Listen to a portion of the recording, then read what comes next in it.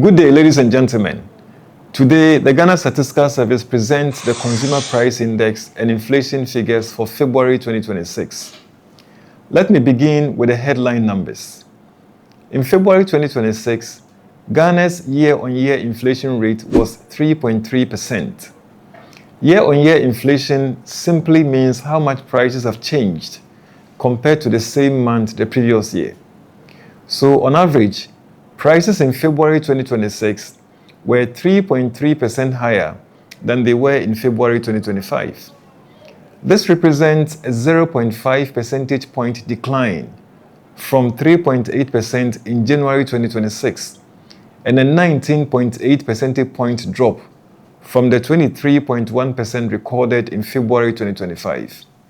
In fact, this is the 14th consecutive month of decline and the lowest rate recorded since the rebasing of CPI in 2021.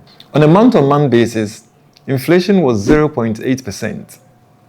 Month-on-month inflation tells us how prices changed between January and February 2026. In simple terms, prices increased by less than 1% in 1 month.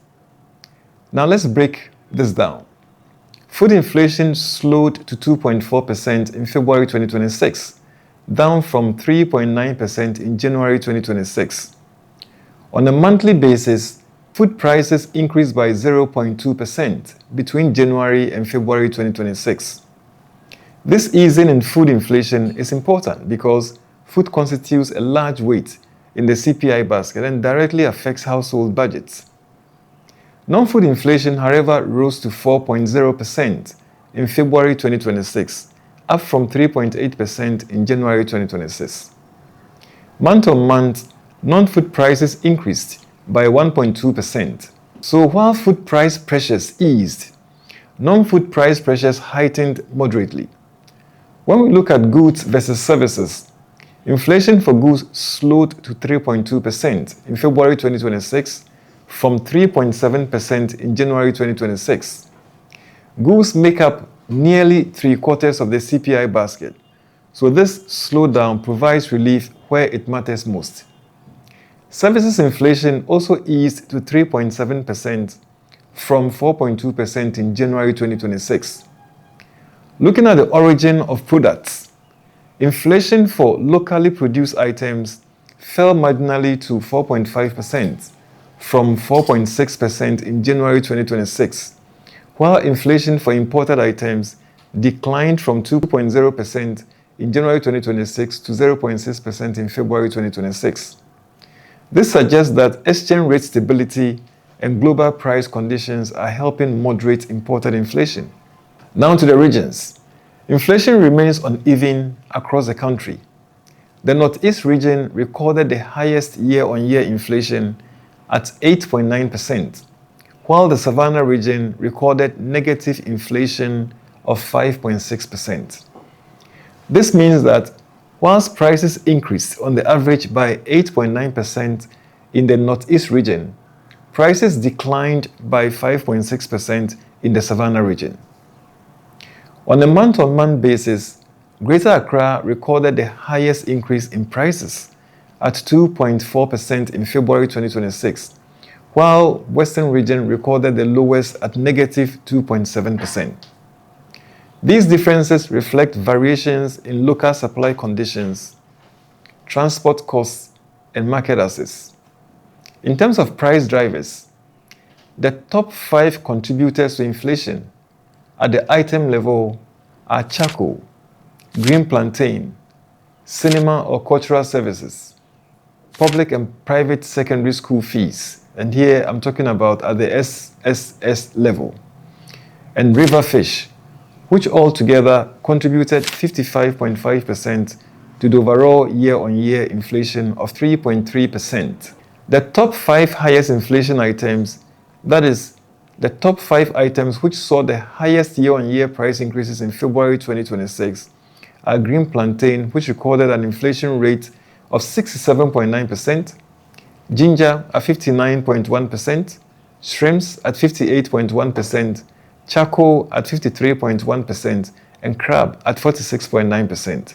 These items altogether contributed 37.4% to overall inflation in February 2026.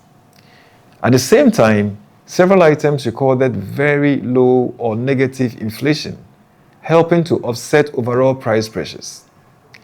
The bottom 5 lowest inflation items in February 2026 are garden eggs, which recorded an inflation rate of negative 58.7%, or a price decline of 58.7% between February 2026 and February 2025, pawpaw at negative 49.3%, fried fish at negative 49.2%, cocoyam leaves or contumere at negative 47.3%, and fresh okra at negative 42.4%. These items altogether dragged inflation down by 17.3% in February 2026. What this really means is that inflation today is being driven by a smaller number of items than broad-based price increases across the entire economy. So, what should we take away? First, inflation has fallen significantly and consistently over the past year. This signals improving macroeconomic stability. Second, food inflation has eased considerably, which is positive for households. Third, regional disparities remain and require targeted interventions. For government, the priority is clear. Continue to maintain fiscal discipline, stabilize food supply chains, and invest in storage, irrigation, transport, and market access to reduce regional gaps. For businesses, this is the time to improve efficiency, strengthen local supply sourcing, and pass on cost savings to consumers. For households, with inflation easing, there is greater room to plan.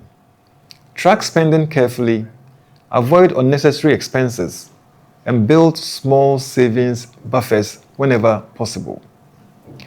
Let me end by expressing our sincere appreciation to market women and men who provide the data, the media, and our dedicated staff at the Ghana Statistical Service.